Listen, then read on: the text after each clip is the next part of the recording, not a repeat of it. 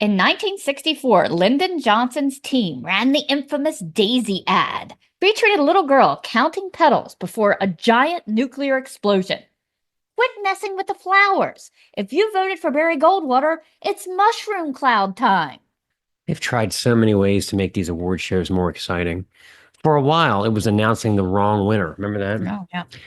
After all the hugs and tears, the presenter says, wait a minute, Best Picture was not Children Mauled by Lions after all. It was the taxidermist. Shock, horror, confusion. What country contains the most time zones? And this would be 12 to 13, depending on daylight saving time observance. A, France, B, Russia, C, Argentina, or D, Australia. I mean, who are we kidding though? Calling that a dress is like calling a clamshell a condo. This is the Snaggletooth Extreme Metal Podcast.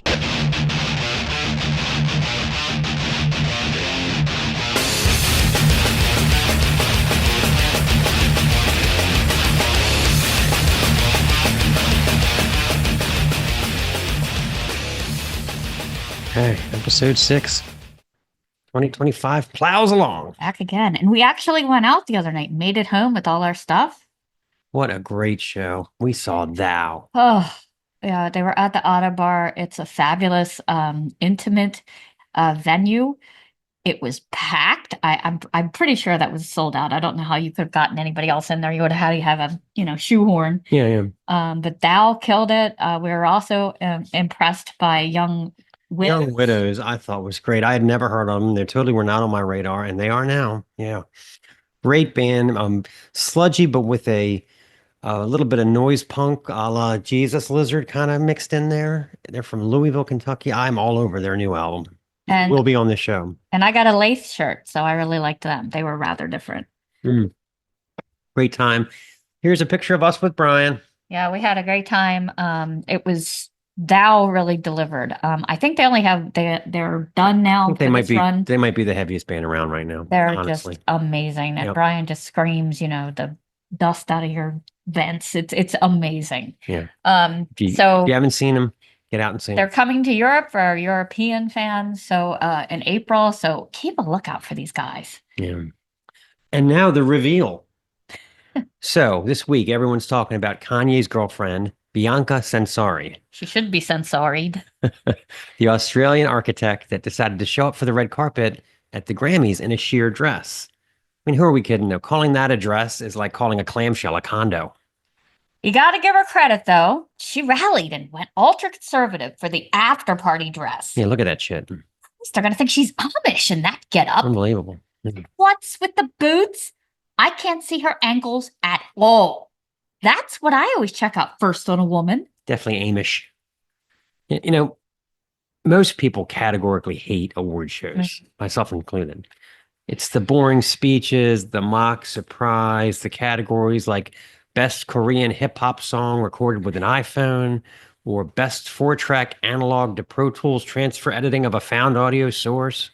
I'm getting kind of sleepy just thinking about it, actually. I guess a little nudity was Kanye and Bianca's way of spicing things up. I worked hard for this body. Big cash money for these implants and cool sculpting. We're gonna show it all off, bitches. I mean, why not take it out for a streak test at least? They've tried so many ways to make these award shows more exciting. For a while, it was announcing the wrong winner. Remember that? Oh, yeah. After all the hugs and tears, the presenter says, wait a minute, Best Picture was not Children Mauled by Lions after all. It was the taxidermist. Shock, horror, confusion.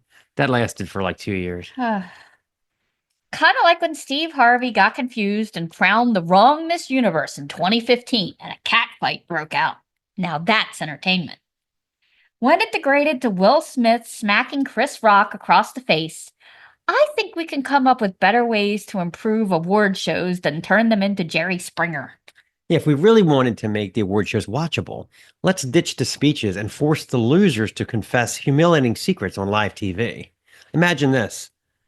If Taylor Swift's green tea isn't exactly 175 degrees, she deliberately wets herself, eats all the scones, and then sulks in her trailer for 3 hours. I believe it. If Kanye forgets to take his antidepressants by 3 p.m., he's in the fetal position, corner of the studio, murmuring about why he doesn't get enough credit as a puppeteer. Directors of the Barbie movie couldn't decide on an actor to play the Mattel CEO. Before settling on Will Ferrell, they tried out Steve Carell, Michael Keaton. I finally suggested we should give Alec Baldwin a shot. And I was promptly fired. Can't imagine why. Or maybe swirl in a little Fear Factor action. Picture Martin Scorsese hanging upside down from a zip line trying to spray paint a target for failing to win Best Director. Jodie Foster lying in a pit of rats while eating buffalo testicles for her performance in Naiad. I mean, it's about getting butts in the seats, people. But I could be serious just for a moment. Also in the news these past couple of weeks has been Justin Tucker, kicker for the Baltimore Ravens. He's been accused of creepy behavior during massages. Apparently, several women have come forward saying that he would do things like let his towel slip off accidentally, rub up against them inappropriately. No one approves of such things, of course. And some people have made jokes about this, but not me. I'm a native Baltimorean, and I have way too much respect for the Ravens organization. And I imagine this is very embarrassing for Tucker's wife and family. Honestly, I hope the whole thing just has a happy ending. And it raises an important question. How much massaging does a kicker actually need? I mean, this isn't a guy who gets buried under a 300-pound lineman every Sunday. He trots out, kicks the ball, maybe jogs a few paces, and then spends the next 20 minutes on the sideline looking concerned. Christ, golfers are more in need for a massage than this guy. That walk up the 13th fairway nearly did me in. Plus, I have to carry this damn bag. I personally never saw the appeal of massages. You have a woman rubbing literally every other part of the man's body except the one he once rubbed. It's like getting the charcoal grill to the perfect red hot temperature before just throwing water on it and saying, gee, that was fun. I could have cooked a mean steak on that one. I guess in Tucker's case, he uses massages to stay focused between the uprights. Okay, let's talk about our feature interview. Our feature interview this week is with Richard Clark and Kane Bochatyn of the Michigan-based power thrash metal band Among the Ashes. We have a very insightful chat with these two about the inception of the band and the recording of their fantastic new album, Embers of Elysium.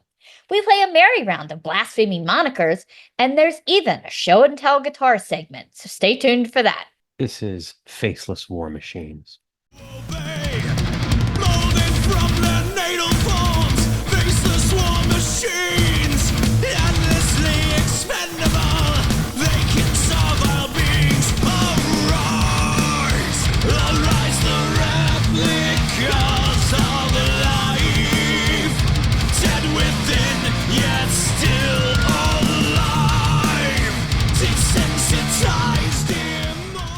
Okay, let's talk about Patreon. The site is patreon.com/snaggletoothpodcast. And for $6.66 a month, you get a giant set of gorgeous implants worth of Mark and Stace. We have music reviews up there, book reviews. I may even teach you how to make my recently self-curated shrimp salad recipe. Oh my God, it's so good. Yeah. Oh, that will not survive the day. I'm thinking around 3 or 4 o'clock, I'll probably hit that. So we have lots up there that are only available to our Patreons, exclusive for you. So if you would like to get a little more of us, help the show out. We have 2 more Decay shows to go to. Lots of this stuff costs lots of money. Props, cameras, lights. So in helping us out, you also help out the underground music that we promote. Right. And I've been putting a ton of book reviews up there that you can't see on this show. So get over to Patreon right now and check them out. Oh, no. I think it's time. Hit it. And now it's time for Obnoxious Trivia! All right. I've not looked at these at all. All right. I tried to go with good I don't variety. even think it would help if I did, frankly. But okay. Alfred Nobel was a Swedish chemist who probably annoyed relatives by leaving his vast fortune he used to establish a series of new international awards honoring annual achievement in topics including science, literature, and peace, most notably the Nobel Peace Prize. think his relatives were mad he left his vast fortune to that? Anyway, sure there was a lot of infighting. I only get $13 and a folding chair? I thought I was getting more than that. They're like, fuck's a Nobel Peace Prize. Hmm. But he was also famous for inventing what in 1896? A, the typewriter prototype. B, air brakes. C, dynamite. Or D, the bent wire paper clip.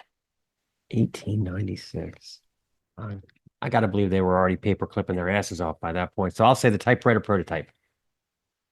That wouldn't have helped you because I looked up anything that was invented in 1896, by the way. Okay. All of them were. But he invented dynamite into a more stable, I looked it up and dynamite was originally sold in the Sears catalog. You could buy it. Just buy it in the Sears catalog. Dynamite. Nobel Peace Prize, dynamite. Sure, that guy's All right, I'm doing well so far. All right. So after the Civil War, there was a movement that gained some traction to move the capital of the United States in 1869 from Washington, D.C., which was eventually stopped by President Ulysses S. Grant. Where did they want to move it to? A, New York City, B, Cincinnati, Ohio, C, Sacramento, California, or D, St. Louis, Missouri. For Ulysses Grant to care, I'm going to go with B, Cincinnati, Ohio. Man. They wanted to move it to St. Louis, Missouri, so it would be more centrally located. They wanted it in the middle of the country. United States. Finally, he just stepped in and was like, you know what? We're just going to fancy up DC, put in some sidewalks, some gardens, and that's what they did. Hence the traffic problems in DC. All right, batting a 0 so far. Let's hear more. 3. What country contains the most time zones? And this would be 12 to 13, depending on daylight saving time observance. A, France, B, Russia, C, Argentina, or D, Australia. This feels like a trick question. It is a trick question. I'm going to go with D, Australia. It's actually A, France. No way. Because of all the little French municipalities that they own. Oh, like islands and stuff? Yes. Ah. It's a trick question. Most people would think it was Russia just because of the size, but France is the most spread out. All right, let's continue this path to 0. Number 4. Number of years Michelangelo spent painting the Sistine Chapel. Was it A, 2, B, 4, C, 6, or D, 8? Well, I don't know how many helpers he had, so I'm going to have to go with D, 8. B, 4. Really? Yep, he did it in 40 years. They also, the famous statue he did of David? Mm-hmm. For a while, the Queen of England was found scandalous, with his junk hanging out. Mm-hmm. So she commissioned and they made a pair of little fig leaves to hide it.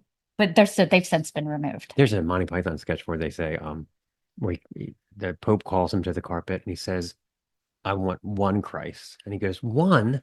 The fat one balances out the 2 skinny ones. It's hysterical. Anyway, so this has been Obnoxious Trivia. Those are tough ones. I threw in one trick one. All right, it's time for our Snaggletoon, which I have adventurously titled Vote for Me or Else. Seems like every election cycle, the smear campaign political ads get more ridiculous. Here's the format.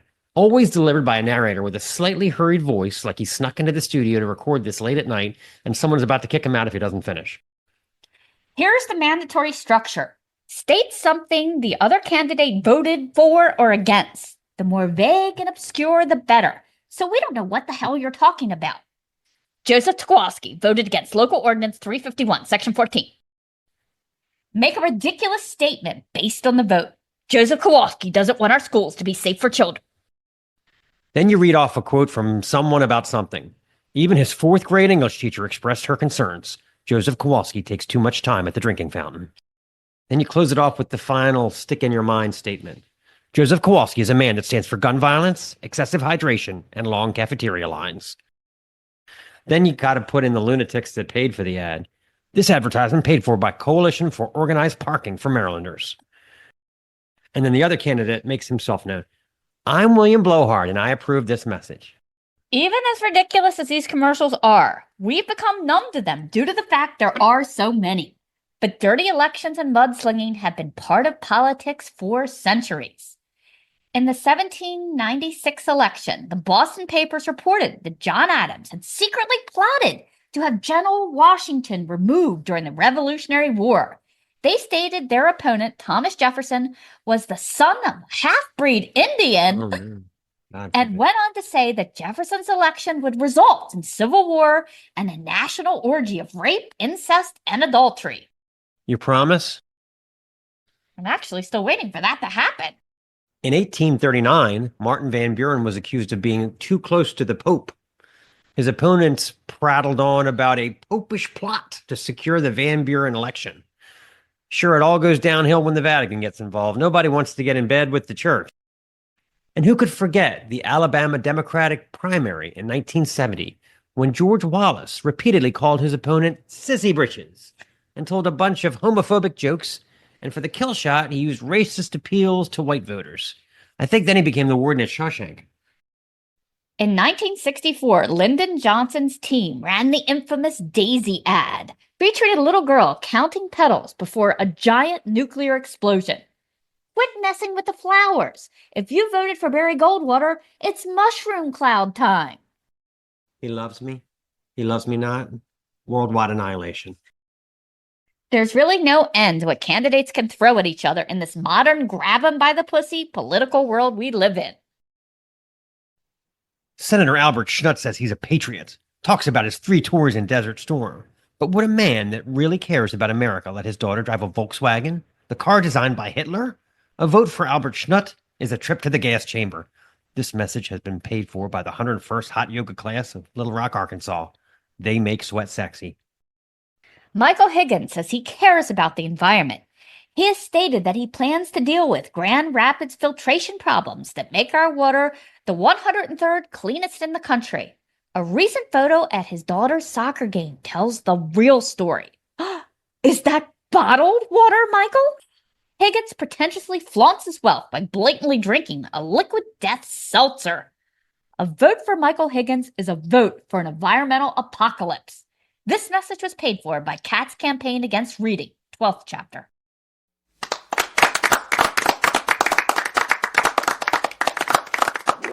All right, I can't take any more. Let's play a song called The Dead Beside Us.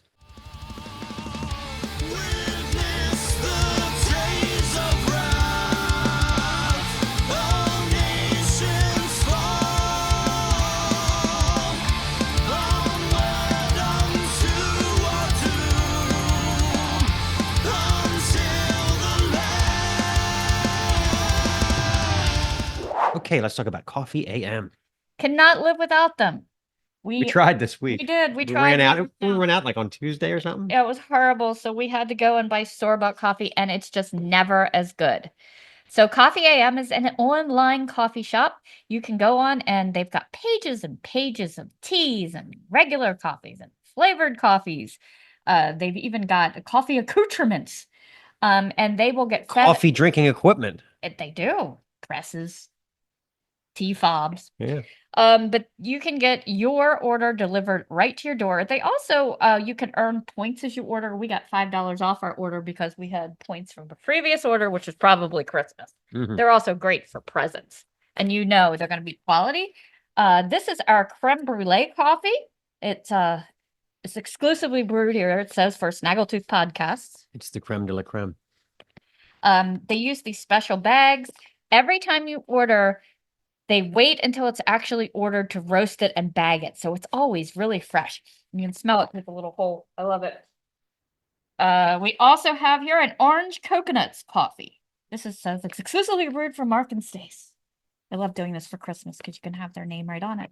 So I can remember who I ordered what for. Exclusively brewed for the King of Norway. Anything you want. Whatever you want. And this is a raspberry cream coffee. We like the flavors. If you're not so hot on the flavors, they have everything from Kona to Ethiopian coffee to like blends. They have just a breakfast blend, an Italian blend, a French blend. The list goes on and on. Anyway, get over there and check out their website at Coffee AM. Use our link. It will save you off your first order, and you too can have delicious coffee FedEx to your door. Very good. It's time for Bombastic Plastic. Bombastic. Bombastic! And This week, what are we talking about this week? Okay, this week we're going to talk about Bestial Warlust's 1994 album, Vengeance War Till Death. Lust, sweat, filth, disgust, die, cry, screaming pain, want, take, have, receive, fuck the Lamb of God. Honestly, we could probably just end the review right there, but in the spirit of keeping YouTube comments away, let's press on. Before our Dark Lord so graciously gifted the world Destroyer 666, there was Bestial Warlust, the most ferocious war metal export from a land where sharks grow the size of boats and ants are as big as your fist. Australia birthed this unholy act, and what better place to unleash vengeance, war till death, the savage slab of blackened, blood-drenched, battle-hardened brutality. A lot of bees in that sentence. The album doesn't just sound violent. It sounds like it's actively trying to kill you. 5 extremely pissed off Aussies with names like Marcus Hellcunt and Chris Corpse Molester. They're kind of like a black metal boy band, when you think about it. Delivers 7 tracks of unspeakable sonic destruction in just over 30 minutes. Let's play a clip. We did that beautifully. Let's play a clip. Dwellers of the Bottomless Pit.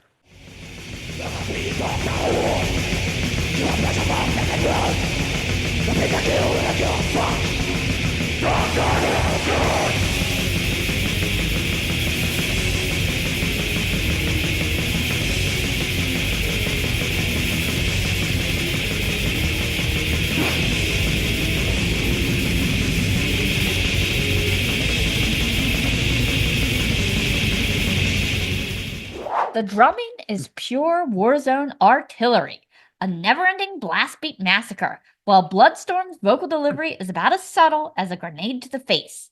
His tormented, grisly screams occasionally mutate into ungodly roars. On hammering down the law of the new gods, it's like the Dark Lord and a rabid jaguar are locked in a screaming match. Then there's Heathens, a track that encapsulates Bestial Warlust in all its raw, unhinged fury. It teases with a brief, sinister, bass-driven groove before hurtling itself into a whirlwind of chaotic speed and hedonistic destruction. Guitar solos are scarce, but when they do appear, they're scorched earth assaults, blistering, trebly fits of madness, often culminating in a whammy bar dive straight into hell. Satanic is a prime example. The chromatic bludgeoning in At the Graveyard of God is the stuff of apocalyptic nightmares.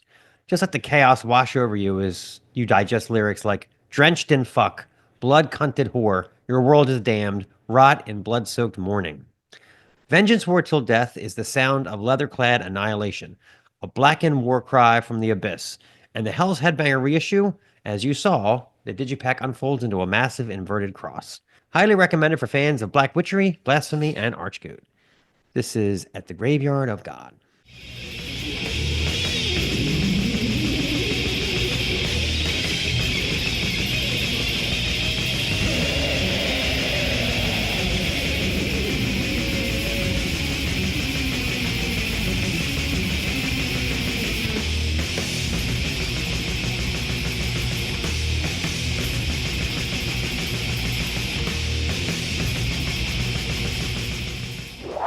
Okay, why don't you see an interview? I was really anxious to talk to Richard. The way he rates the songs it's so complex, it's so hook driven, and yet they are so heavy. So I couldn't wait to ask our burning questions about this album. Take it away. It just blew me away, this whole album. It's great from front to back, top to bottom. I love the blend of power metal and like kind of those thrash moments. Who was kind of the architect of putting that together? Because it's very different from most of the time you get all hard or Yeah, it's all kind of a power blend. metal. Yeah. So I mean, I write all the songs. It's kind of like why I wanted to do this because I just like writing songs a bunch, and I've been fortunate to have these guys around me to help bring them to life. But like that's super on purpose. I like the big thing about all these songs is contrast and a blending of styles, and it's super important. And some people get it, and some people it just doesn't compute. So yeah, I think that's boring. If you just have one tempo or one feel for the entire song, it's just like, oh God, I mean, it works for some people though. but not for me. It's not what I wanted to do. Right.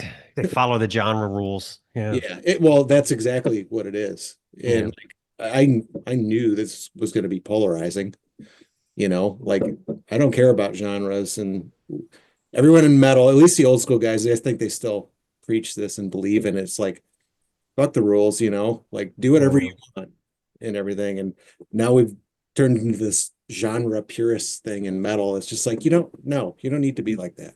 Yeah. No, I agree. No, Yeah. I love a good blend, and it's like you took the best parts of everything and put it together. I mean, what's Yeah. not to love about that?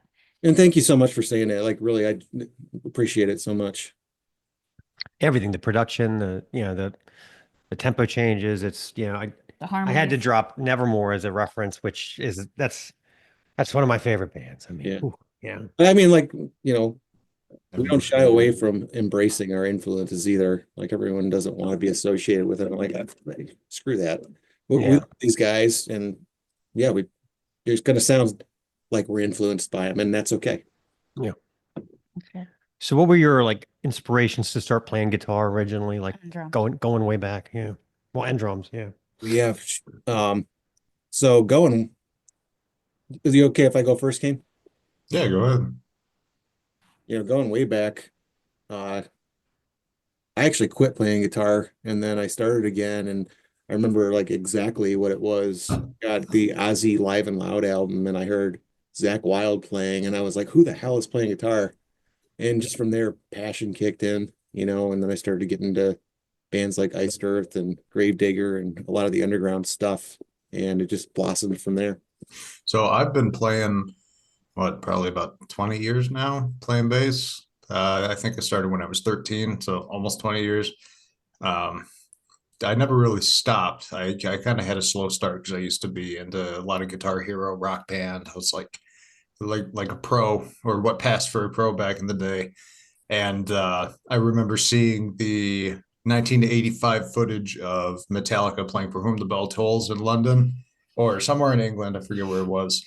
And Cliff is doing that rip and solo at the beginning. And I said, that is what I want to do right there. Yeah. And that was when I think I was 15.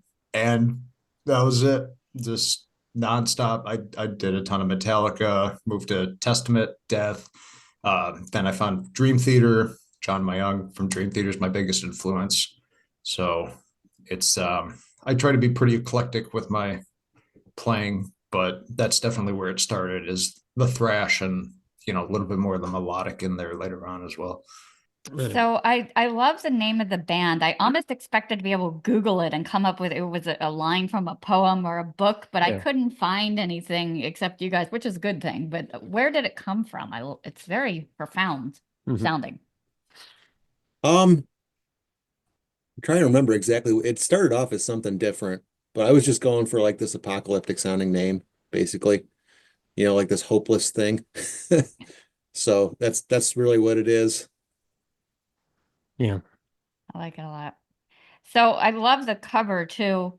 What are kind of the concept behind the skeletons? One with like the scales of justice, and one with a gavel, and one with the fire, and the child. How does the kid figure it? Yeah. So it's basically just supposed to be like societal elite and specifically like politicians on either side of the aisle. And you see like the world burning behind them, which they caused, but they'll call it justice. And then you've got like this serpent tongue, meaning like they lie to you all the time or are deceptive on purpose.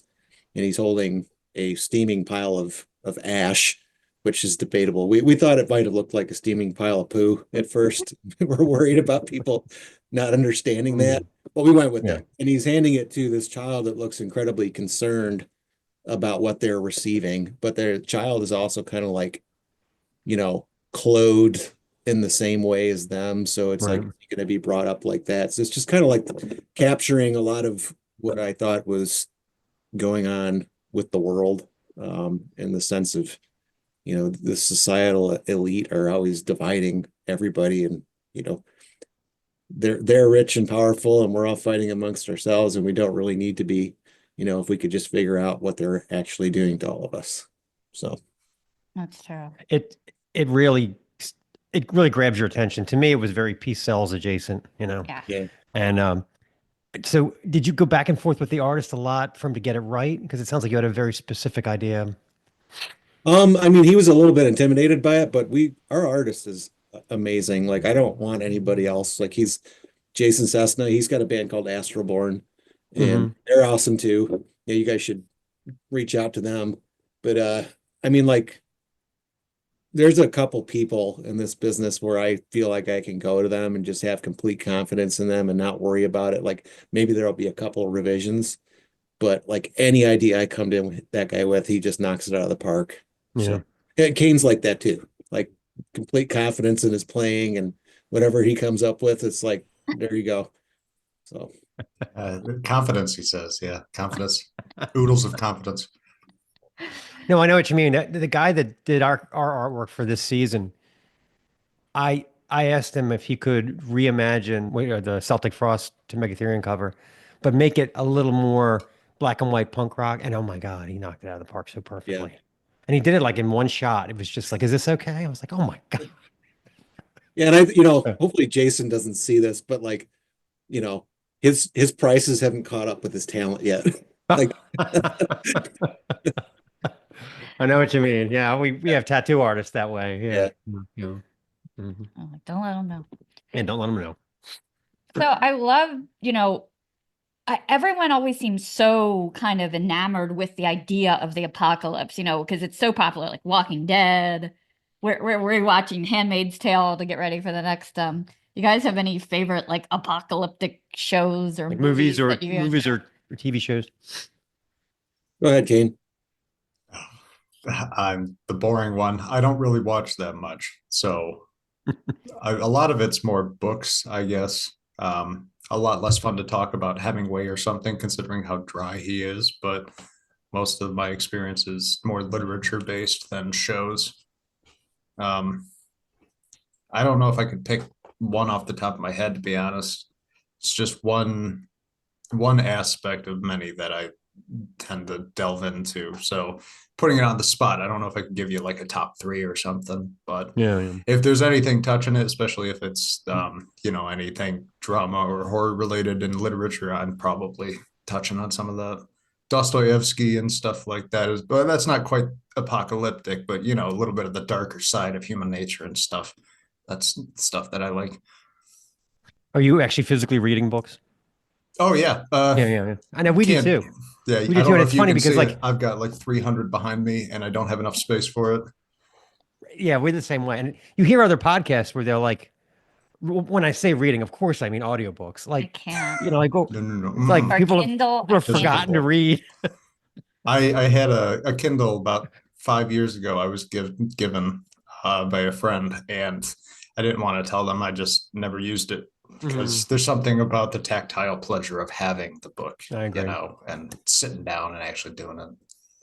Yeah, there's two smells I really like in the world. Like when you walk into a bookstore or a shoe store. Either one of those, I'm like, take my money. That's it. Record store. Record store fine. for sure. The old school vinyls. Yeah. Oh yeah. Yeah. Totally. Do movies count? Yeah. Yeah. So definitely the original Dawn of the Dead. And we just did a show about this. And then, I mean, I was into the Walking Dead series at the beginning, and then when they just kind of repeated the same plot, I just kind of lost it. Everywhere they went, it was Yeah. a terrible decision. And they had like 5 million like a spin-off series or whatever. Yeah. I was for those. Yeah, I think The Handmaid's Tale is possibly the darkest thing I've ever seen. It's just such a horrible world, and what they do to these women, and ugh. So how did you get into actual songwriting, and are there any kind of muses that might seem odd, where things just hit you? So I think like I'm self-inspired. Like when you start to get rolling on some of this stuff, you have an idea and you build off of it, that becomes super inspiring, and it just kind of like keeps going. And there was just this big passion. Like this whole project came out of COVID, and having a little bit of downtime to work on this stuff, just kind of like built a little bit of a fire up in me, and the stuff just came out. And on the first album, it was some songs that were there for a couple years and just continued to flesh them out. On this one, I didn't really have much of anything. It was just started working on it and just really wanted to do it and really got into the idea of writing songs and making sure that I completed them, and also making sure that a big part of my writing process is write, put it on the shelf, and come back to it a little bit later and make it better. And this same thing, making sure that the lyrics were versatile, like they're not all the same type of concept or topic every single song, and making sure that they're good. Like, to me, it's hit or miss in metal, like if lyrics are any good, like, but I want it to be like a little bit poetic and make people think and that sort of thing. And I don't really have a muse, because I feel like if I do that, I'm going to wait around for something to happen and I'm not going to get any work done. So I just try to go for it and get it done. And you also have to really prioritize like completing a project. And I think that's a lot of times musicians do that. They don't think about getting the thing done. Like, you actually have to commit to it and make sure that the project gets done. So yeah, Kane knows all too well my philosophy on that. Do you have multiple hard drives full of riffs just laying around? I mean, not like full, but I've got them scattered either on Dropbox and like different solid state drives and stuff. So yeah, guitar player. yeah, Yeah, oh, yeah, same thing. yeah. Yeah. Well, I haven't been practicing as much, lately because of doing the show. But back in the day, I played a lot more. Mhm. So, Sorry, groaning in the background is my dog. It's not me. That's okay. so I love stuff like Faceless War Machine and, kind of the whole concept, because modern war is so much different than when you were like hand to hand combat. It's just it becomes almost like a video game. But um when you get to that point where you're writing a rise, what are you invoking there? Like, kind of like to rise up against this faceless war machine, or just to stand up? No, it's just like the rise or the becoming of the entity of faceless war machines, or just like soldiers that are conscripted and are forced into battle. That's Oh. basically what that meant. you know Yeah, I love the bass line on that one too. Did you kind of come up with that together, or? That song was more or less put together by the time I started working on it, but that one's very high octane, very fast. So a lot of it's just using my fingers to keep in time with it. There's a couple things, chords or some kind of like slide or something like that. But that was really just, I talked to Kyle a little bit, the drummer, and it's basically just like, what kind of song this is. It's like, oh yeah. And then, like I said, we played together for years, so that's usually how it is. Rich can attest. Most of the time, we don't even look at each other when we're practicing, because we just, I can watch Rich or whoever else, but I know Kyle's right there, so we're always on the same page with that. So we kind of just went in and we said, like, this is what it's going to be. It's like, yep, and we just hammered it out. Plus, you probably have hard drives full of bass lines laying around. A little bit. I have probably a couple hundred files and stuff. Okay. But my thing is, where Rich is a lot more conventional and stable with his songwriting, I'm much more progressive influenced, which I have a lot of complicated stuff, but the problem is I tend to get a little lost in it. So Rich and I kind of, I feel Rich compliments me well, because he has the structure to rein me in so that I can look at something like that and just stay within the confines of that, kind of best of both worlds. Zappa used to tell his players, just remember, all the world hates a bass solo. Sounds like something. Now go on out and play it. Here's a confidence builder for you. Oh yeah. Don't worry. If you suck, everybody's expecting you to suck anyway. It's fine. Oh. I love your drummer. He is just an absolute beast. Like, oh my God, serpents among rats. It's just absolutely out of the blocks. Mhm. How did you come to work with him? Does he have a crazy setup? I couldn't imagine how if a plain setup for all that he does. You want to talk about his setup? Because I don't know anything about drums. Oh, Kyle, don't hate me, man. I don't pay attention to your stuff at the time.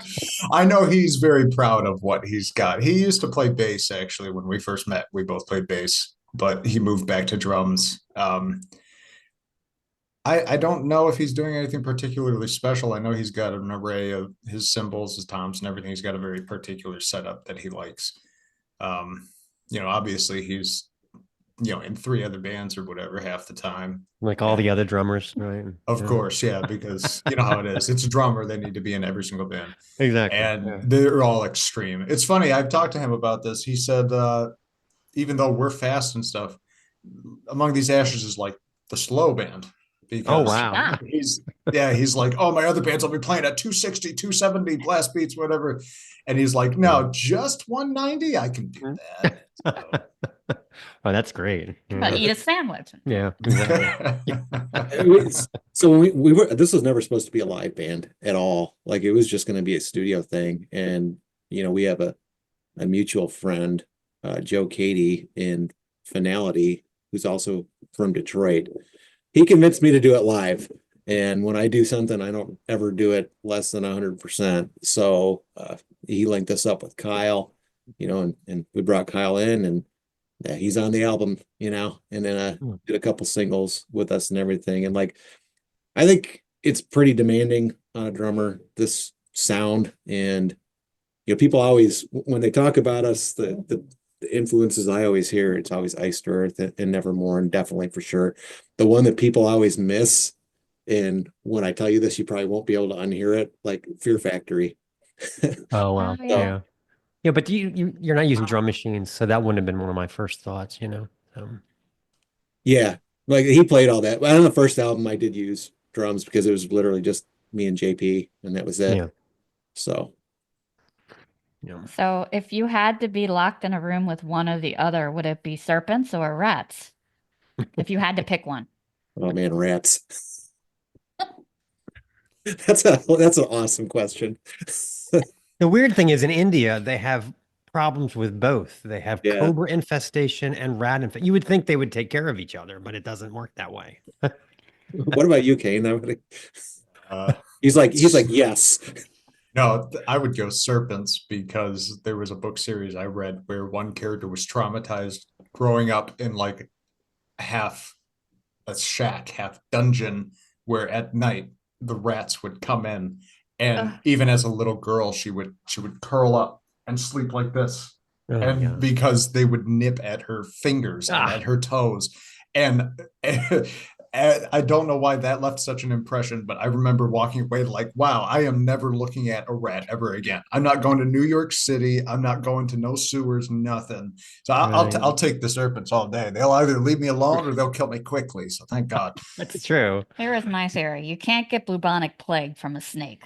There you There go. we go. That's true. The people that are so romantic about the Victorian era, what about the freaking rats? My God, I think we're forgetting some things, I just got this awesome shirt last week, and it says Black Death Worldwide Tour, and it's got like the years.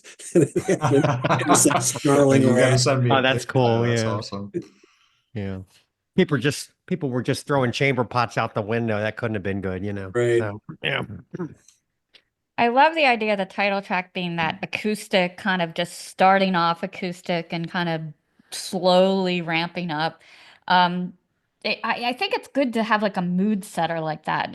Did you write that first or did that come after? That came after, but I same thing. I like you just said, just kind of like this introductory track that sets stage for the next one. I was writing a lot of this album as we were recording the first one. And I think the first piece of music that came out of this was Serpents. And like, if you listen to the demo, it's like wildly different from what it ended up being. So, Yeah. Yeah, I can see that. What are some of your favorite heavy metal acoustic intros? Like, I mean, you got like Fight Fire with Fire, you got yeah. Curse the Gods, Destruction. There's got to be a couple. I'm number one, Battery. Yeah, I was gonna say that. There's that one. Yeah. It's so good. It's so amazing. You know, Yeah. Yeah. You could tell they had upped their game. As soon as the yeah. first time I heard that, I was like, wow, that's Spanish guitar. That's something. Yeah. Yeah. I mean, honestly, like, and if this is a question later, I apologize. No, But I no, mean, it's all right. Metallica was for me, the biggest influence for this album. I just got so into them around COVID, and like I hadn't listened to them for years. And maturing, you get a little bit older. I think you listen to things differently, you know. And I started to take a lot of things away. I'm like, wow, this is freaking brilliant. So like all those, and I still appreciate the load and reload and all their stuff now. So And just to show how insanely topical we are, Marianne Faithfull died today. So there yeah, I you saw go. that. So I thought that was absolute genius the way they laced her vocals into that song. It fit perfectly. And a lot of people didn't like it or get it. And I was just like, you don't understand. Yeah. So, kind of, what is the concept of the new breed and the hybrid bloodline? I was like, all I know is hybrid tomatoes. Yeah.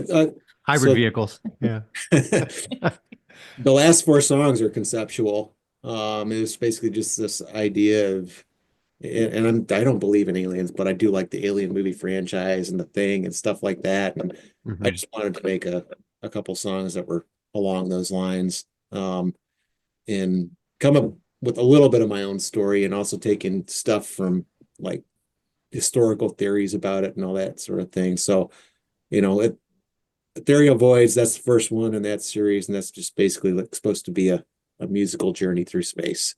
And then we get into Hybrid Bloodline, and that song thematically and lyrically is basically about aliens coming down and creating a hybrid race of aliens and humans that end up becoming enthroned in the government, and people aren't aware of it.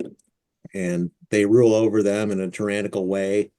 And eventually people become aware, and this is in the next song, the Obsidian Rain, and they get rid of the aliens, but then they also become enthroned in high places, and they're just as corrupt, and they destroy themselves. So Oh, wow. Yeah. Did you ever think about taking that Obsidian Rain idea and making it its own thing, or was it always going to be a part of this album? we did talk about that. I actually kind of like thought about maybe we just release those four songs separately, but we ended up deciding to put them together and make it a whole, because it's a long album, and like some people appreciate that, some don't. Like some of the reviews we've been getting, like, I can't sit through an hour of music, and I'm like, well, just press pause. It's your 2112. Come on. Yeah. You know? You can Yeah. come back to it. So The new Judas Priest is over an hour. Mhm. yeah, I don't know. Symphony X, Iconoclast, that's an hour. They probably got other Yeah. albums for an hour. I like the longer ones because if you go for a run and you can just listen to the whole thing, Yeah. and you don't have to we're back at the beginning already. Well, the collective attention span. I mean, it's so That's hard. exactly what it The is. Spotify has ruined it, Yeah. so And the internet has ruined it as well. ruined it. Yeah. Yeah. So the song Undertow kind of stuck out at me. It's a great song, but so many other themes seem maybe political or social commentary, where the Undertow almost sounds like it's a toxic love story song. Yeah, it was the only one that wasn't didn't seem super political on the But surface. I love the lyrics are so profound. Yeah, that song is basically just supposed to be about death, you know. But I consciously try to write things to be interpreted in multiple ways, and so I could definitely see what you're talking about with the toxic love story type of thing. But it's Yeah. really just supposed to be about dying and separating for someone close to you. And then, how did you come to work with Brooke Rousseau, doing those lovely vocals on the reprise of that? Yeah. Yeah, she's awesome. So we have a song on our first album, Veil of Black, and I always thought it would be really cool to have that be done as a duet. So she came in and she recorded vocals on that. And if you haven't heard it yet, you should check that one out too. And then when we had this, I had the idea of bringing her back in. So she actually sings harmony vocals on the normal Undertow version with JP, and then she does her own version as a bonus track. So we just wanted to bring her back in and yeah, she's did a really great job and very happy with how that came out. That's awesome. Do this. Yep. Okay, we play a game on the show. So I hope you're ready for a game. Oh yeah. It's called Blaspheming Monikers. Okay. And the way that it works is I have 5 band names in front of me. One of them is fake, one of them's made up. So I want you guys to take turns guessing which one is not a real band. Okay. And yes, this is the back of my W-2 envelope. So, okay. Okay. 1, Ashes Reburnt. 2, Ashes of Jerusalem. 3, Ashes Allah. 4, Interment Ashes. And 5, Ashes for the Mute. Which one of those sounds fake? Go ahead, Kane. I can read them again if you want. I don't want to say all of them. I know, right? I know. Ashes Reburnt sounds a little bit odd. I'll go with that. They're real. It's power metal from Germany. They only have one album from 2001, but they are real. So that leaves Ashes of Jerusalem, Ashes Allah, Interment Ashes, and Ashes for the Mute. I'm gonna go with Ashes of Allah. They're black metal from Russia, and they're actually a new band. They actually have 2 albums from last year, or 2 EPs from last year. Ashes So, of the Mute is a badass name. I actually really like that. which one? Which one? Ashes of the Mute. Yeah, they're real. They're from California. They've Yeah. got I'm sorry, is it Doom Death from Georgia? I'm sorry, I can't read my own handwriting. 3 EPs. No, the one I made up was Ashes of Jerusalem. That's not Okay. real. Really, I'm actually surprised. I thought that would have been real. Yeah, I found that the more specific I am with the fake ones, the more it throws people off. But some of these band names, isn't it always like, what did you spend 5 minutes on that? I mean, it's ridiculous, like, I don't know. We gotta steal Ashes of the Mute for a song, Kane. I'm just Yeah, kidding. I was gonna say that's our new project name. Yeah. Ashes for the Mute. Yep. I love all the way you guys spend a lot of times on the intros and the outros too. And I like that one effect where it sounds like it's far away and then slowly increases in volume. Who kind of had the idea to do that? Which one was that on? Do you remember? Is this War Machines? Yeah, that's one EQ of them. swell? Oh yeah, that's the EQ effect. I wanted to do that just because I thought we had too many fade-ins on our other songs. So I was like, we need to have something Yeah. that's like a fade-in. I remember us talking about that because I think I said the same thing. I'm like, I like it, but that's the 3rd fade in. Should we try something else? And you're like, let me see what I can do. And then you send it back with a mix of something with the EQ swell. I'm like, yo, that's it. That is so cool. Yeah. So there's so many hooks that are woven in there. Are you conscious of them, or does it just kind of happen? Because you'll have like, the pattern between chorus verse, and then you'll have the harmonies pop out, and just different. And the way it weaves together is just really brilliant. Thank you. Yeah, I appreciate that. Definitely conscious of it. I spend a ton of time on that. Like it's got to be able to flow well. And I'll drive myself a little bit crazy working on stuff like that. And like really it comes down to making sure every single part, pretty much every single note has got to be well thought out and in terms of songwriting, and then well executed in terms of performance as well. Trying the best we can to write it well, and then to capture the best performance we can. It's just, that's the priority. It turned out great. The harmonies sound great. The production is phenomenal. Really good. Yeah. Appreciate it. Yeah. So are you planning on doing any more live shows, or is that something maybe on the back burner? Are there tour plans? Like any ideas? Festivals? No, we don't know yet. Still in the works. Sure. I had a feeling. Yeah. Okay. Yeah. So have you thought about a follow-up yet? Or are there songs out there that maybe you're still on the cutting room floor? On your hard drives. Yeah. On your hard drive? Yeah. Yeah, I've been like, same thing happened with this one as did in the last one. It's hard for me to stop writing. I just really enjoy it. So yeah, there's a couple pieces of music floating around, and Kane and I have been talking. If we do something, it's gonna probably end up being me and him together, and yeah, we'll see. It might morph into something else, but I'm not sure yet.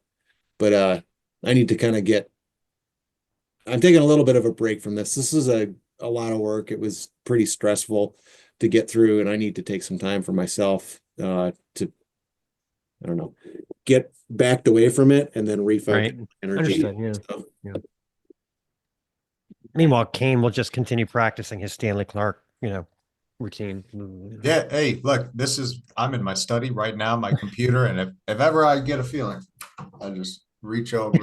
There's my bass right there, right? So Are you all 4-string, or do you have? oh no, this is 6 string. I'm a Oh, you have 6 string 6. Okay, player. you're 6. I have well, I also play left-handed, but I'm because I play left-handed, I can't get anything I want because nobody plays left-handed. So I had to get a custom 6 string. It's actually thinner than normal. It's more the thickness of the neck. It's more like a 5 string, but it's accommodating the 6 strings. Just that goes back to my progressive stuff. You Yeah, know, yeah, a lot of I like to use all of it. So it's funny though. I originally intended to use it on this album, and it kind of got pushed back a couple times. So I ended up using a Rickenbacker 4003 on Oh, the nice. album. So that was still nice, but now I got to break this boy out, So Is that your main go-to guitar? yeah, it plays like a dream, which is funny because when I got the Rick, it was head and shoulders above anything I'd ever played. It was beautiful. My fingers were just, burning just touching it. It was so hot. It was so good. That's cool. And then I picked up this one, and this one almost puts the Rick to shame as well. So Oh, wow. definitely itching to get that out there. You ever played the thing that's the guitar and bass with the 2 necks? That thing left. That thing is crazy. The guy on High on Fire has one. It's like, oh man. Yeah. I used to Yeah. want one of those actually, but Yeah. just not enough money for It's it, very especially not a expensive. left-handed Yeah. one. So You have a number of guitars behind you. Do you have a favorite up there? yeah, you mind if I'll show you. Yeah, yeah, Oops, sorry, buddy. So I just rolled over his tail. yeah.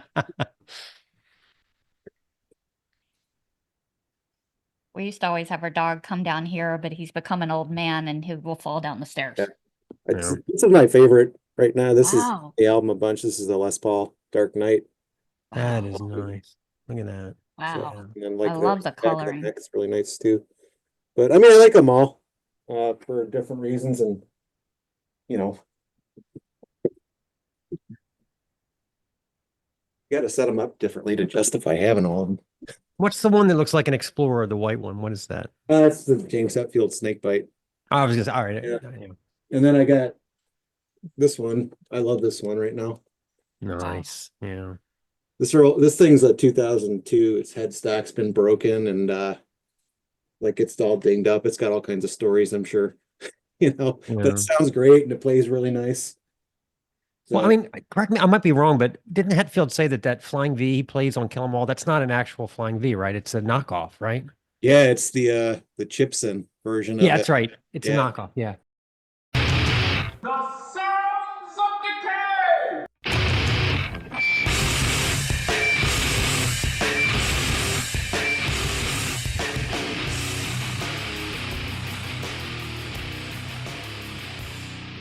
Anyway, okay. Sounds of Decay 1 is the new album from Harakiri for the Sky, Scorched Earth. 2025 rolls on with a branding new album number 8 from the long-running Austrian post-black metal moniker Harakiri for the Sky. Scorched Earth is an album that takes its time in typical Harakiri for the Sky fashion, offering up 8 tracks with a total runtime of over an hour. Admittedly, I didn't give these guys a fair shake for years, as their name had me convinced this was some sort of anime-obsessed emo kid video game or something. Realizing what adult I was a couple of albums back, I learned this duo have an uncanny knack for blending soaring black metal intensity with hooky clean segments bolstered by the chameleon-like vocals of singer JJ, aka Michael Holger. Songs are so well written and executed, even the most intense passages of the records seem like they could easily translate to acoustic guitar without losing any of the appeal. Brick-like walls of guitar and agonized vocals give way to quiet, introspective pinging segments. Earworm shout-along choruses and sweet dramatic guitar fills weave drama so consistently you'll hardly notice the 8 to 9 minute runtimes. It's hard to deny the appeal from the very beginning. Keep Me Longing pulls us in with a grim yet inviting piano melody before multi-instrumentalist Matthias Salek launches into explosive blast beats which curiously sound glorious against the keys and minimalist guitar. The percussive performance is fantastic as the track weaves in a near 11-minute spell of mid-paced black metal riffing and bone-chilling clean guitar sags that build to remarkable crescendo, closing things out. Here's a little bit of what we're talking about. This is Keep Me Longing.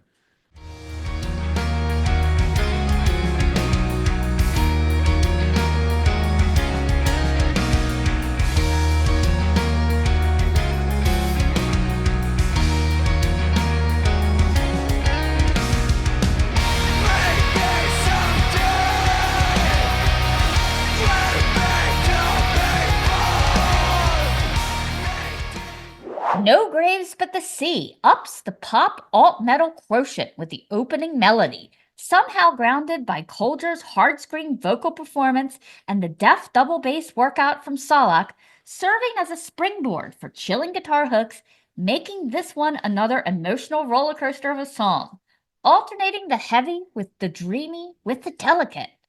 Harakiri for the Sky has never been a verse-chorus-verse type of band, JJ actually packing a ton of lyrics into each song.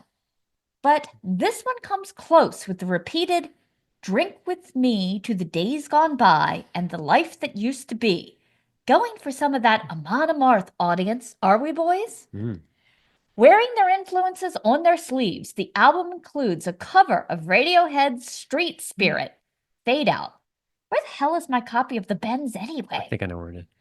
Layering in some riffing and some heavy hooves percussion beneath JJ's unenviable task of matching Tom York's vocal delivery. They pull it off convincingly, providing a fresh take on a 90s classic while staying true to the original.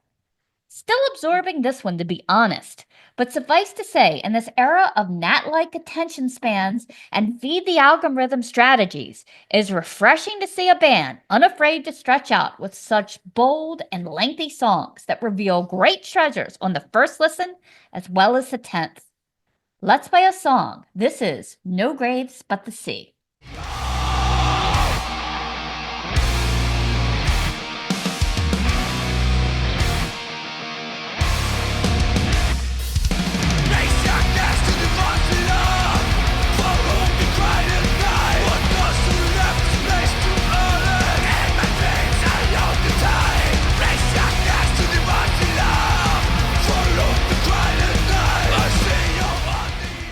This is actually Tentosy with Lifelong Misery. 3 mop-top boys out of Sweden are back with their second EP, kind of prolific since just forming in 2023, where some take years to even write their first demo. Their penchant for creating rather goofy TikTok content is contrasted by their other niche, creating a signature blend of thrash and death metal. Their mix throws in some other influences here and there, showing while they are influenced by the OG, these guys also thumb their nose in the particular direction of purists with their outdated rules. I had to check with them on just how to pronounce this band's name, which they confirmed. My 2 guesses, of course, were completely wrong. It should be Tentosy. Google Translate just threw up its veritable hands when I tried to detect the translation. The intrigue continues. Damn AI. White Lie starts with a crackling like it's an old vinyl record sample from the 1990 movie Misery. Not coincidental, I'm sure, given the album's title. The electrified super chunk guitar riff of the suitably named Liam Lethal quickly drums in a hard pan breakdown that perfectly tees up the change to a thrash pace as Lucas Eliasson launches into a tumult of percussive mayhem, not skimping on the cymbal crash and clunks. Lethal lets go a growly yowl that resurfaces several times during the track just to stir this simmering pot. The vocals are a ghoulish glottalization. Later on, a diabolical groove emerges, introduced by a feedback squall and tight tension riffs with zigzaggy bassline of Vider Sederqvist and the deft stick falls of Eliasson to any headbanger's infernal delight. There's even a milk the string shreddy Van Halen style guitar solo by Lethal. For HIV, the drums will roll and the riffs will crank, and if the boys want to sing about VD, you better let 'em. The gang chorus chant of HIV is, pardon me, well, infectious. Clap jokes always crush, don't they? How about throwing in a seductive guitar line in this mix? Because why not? They deftly move through tempo and style changes from a dash of thrash groove and caustic growls, and near track's end, yep, a finger-flying solo. Misery changes things up even more, starting with acoustic guitar notes that fall like raindrops into a puddle that trades off with a soft goth rock electric guitar wail. The vocals are clean at first, but kind of a breathy whine, breaking with the despair of the title. You can feel the fury build and straitjacket tightening as the misery becomes bitter rage, reflected in the electric riff outrage. Apparently sedated, we return to the mellow vocal style, but quickly the anger overpowers once more. The latter half of the track, you can hear the Metallica-informed groove as they move in and out of two tempos that just hit the spot. The reprise of the acoustic notes over this is the perfect ending. The last track, Rooted Monstrosity, is the most ferocious offering. Lethal's vocal is a bleeding throat fry, with Slayer-style turbocharged riffing and hard pan drum breakdowns. Yes, that is drum breakdowns. Predicting tempo shifts. The short, long riffs of Lethal later move a chord up over the gooey resonant bass of Cedric Fist, while the drum pops and rolls are must-hear highlights. These guys really have quite a unique brand that they simply call Swedish fucking death metal. When asked if there might be a full-length in an outside-a-venue interview, Lethal just said he doesn't know and took another cigarette drag, playing it rockstar cool. When adding the factor of their we don't take ourselves too seriously personalities, just check out their Metal Archives photo, for example. They just become that much more colorful and so much more obviously talented. Given the feedback from their ever-growing fan base, I believe these Swedish meatballs will soon emerge from their thrash metal heat lamps. This song is Misery. To hide all the hate and how you mourn. You think you're fine, just left behind. With your love, your mind. With pain is a ring. It shows you your pain. Falling behind. Losing what's mine.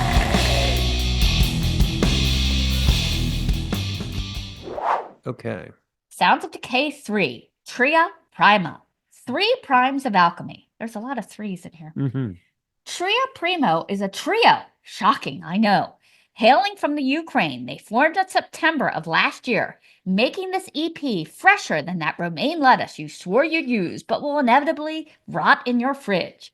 Clocking in at 20 minutes, 3 primes of alchemy delivers 3 sprawling tracks of mystical, proggy death metal, plus an asphyx cover to round things out. The lineup consists of 2 seasoned journeymen and 1 riff-slinging newcomer.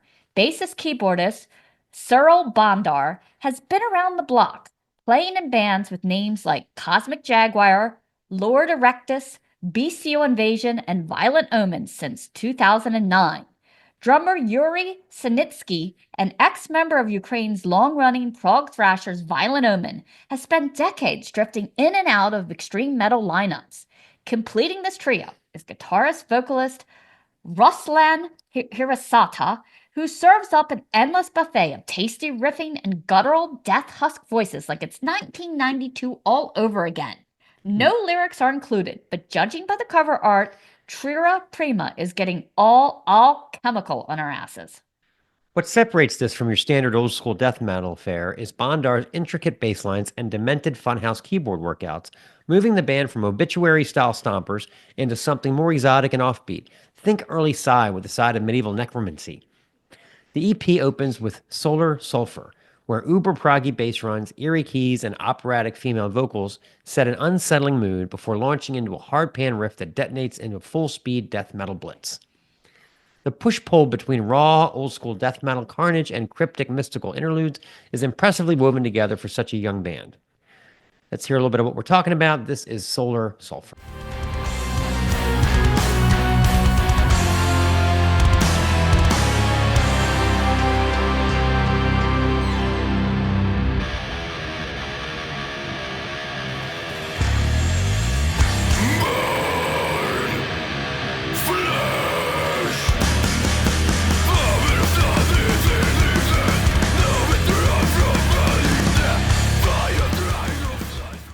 Next up is Philosopher's Mercury, which opens with a thundering mid-tempo riff and Hatsuta's signature throat clearings because nothing says death metal like vocalizing through a lung full of swamp water.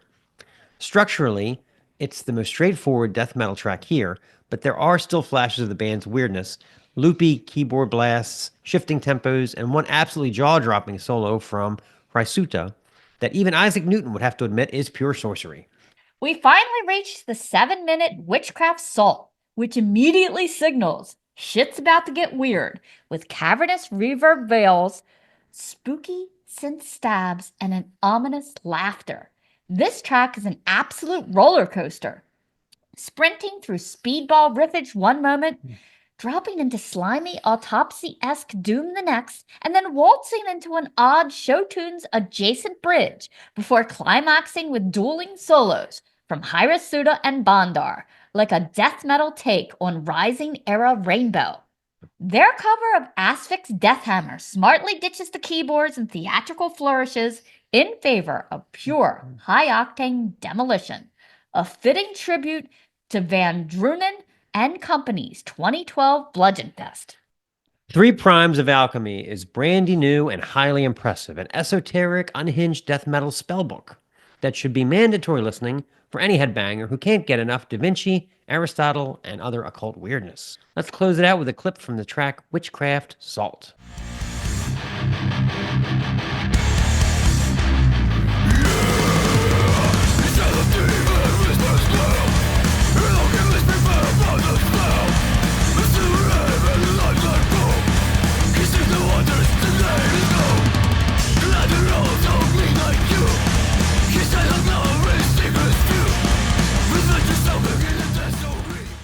And episode 6 is in the books. Yeah, I would definitely get out to see that again. What an amazing show. Really great. It was awesome. We do have, if you are following us on Instagram, we will be live streaming from Deceased as well as the Ender Gang show. So excited about those coming up in That's gonna March. be great. Yeah. Lots of good stuff coming your way. So make sure that you follow us on Patreon and subscribe to this channel. And don't forget to check out our other show, the Snaggletooth Rock and Roll Podcast, which is also on YouTube. This has been the Snaggletooth Decay Extreme Music Podcast. Special thanks to Richard and Kane from Among These Ashes for appearing on the show. Snaggletooth theme by Gustav Fjord of Defleshed. Sounds of Decay theme by Steve Rathbone of Lair of the Minotaur. Season 3 artwork courtesy of J.B. Spooner. Sounds of Decay bands. Check them out. Tentosy, Harry Carey for the Sky, and Tria Prima. All content 2025, the Snaggletooth Decay Extreme Music Podcast. I think for the Grammys, I should just show up only in this mask. Oh my. This is the Snaggletooth Extreme Metal Podcast.